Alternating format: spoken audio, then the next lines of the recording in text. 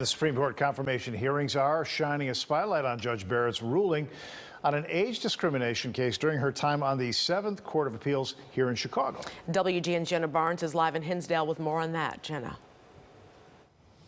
Yeah, Micah Ray. Often today, Judge Barrett wouldn't give her personal views on issues. She said she couldn't pre-commit to decisions. That's why people are looking at her past decisions for answers, and that includes a case here in Hinsdale.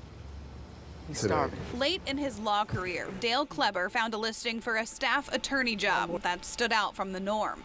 The applicant should have at least 3 years of experience, 3 to 7 years of experience, and then there was a parenthetical said, and no more than 7 years.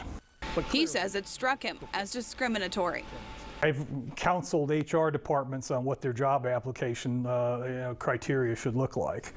And I knew in a heartbeat that I would have never allowed that. He applied for the job at San Diego-based CareFusion anyway. The company hired a 29-year-old, so Dale sued for age discrimination.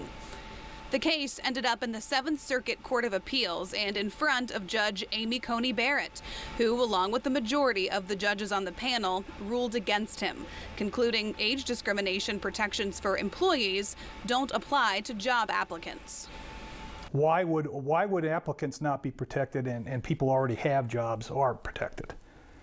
And that question's just been left hanging. While Judge Barrett answers questions on Capitol Hill at her confirmation hearing, many senators are studying her past for clues about her possible future on the Supreme Court. Well, they've got a few cases to go on, and what they'll do is they'll look at where she ruled and especially where she dissented, where she disagreed with the rest of the judges on her panel. While legal analyst Terry Sullivan says it's a flawed approach, Dale Kleber believes his case could be revealing. But it would be her impact on, for instance, age discrimination narrowly, but workers' rights more generally, and who's she likely to side with. I think you'll see a greater sympathy toward corporate interest and corporate positions. And we should note Kleber's son is an employee of WGN News. Kleber says the Supreme Court declined to hear his case, so his focus now is working with Congress to improve protections for older job applicants. Reporting live in Hinsdale, Jenna Barnes, WGN News. Thank you,